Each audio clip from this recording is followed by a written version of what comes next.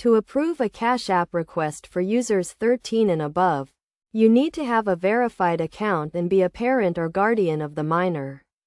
Start by opening the Cash App on your device and logging into your account. If you have not already, verify your account by providing the required identification and information. This step is crucial as it allows you to send and receive money, including approving requests for minors.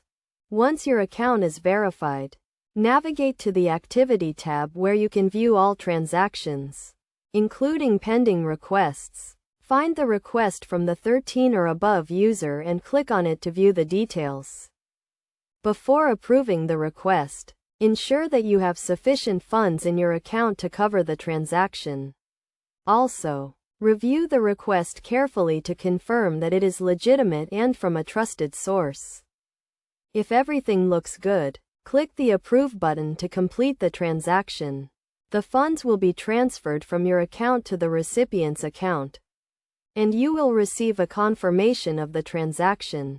It is essential to note that as a parent or guardian, you are responsible for monitoring and controlling the Cash App account of a minor. Make sure to set clear boundaries and guidelines for their use of the app, and regularly review their transaction history to ensure their safety and security.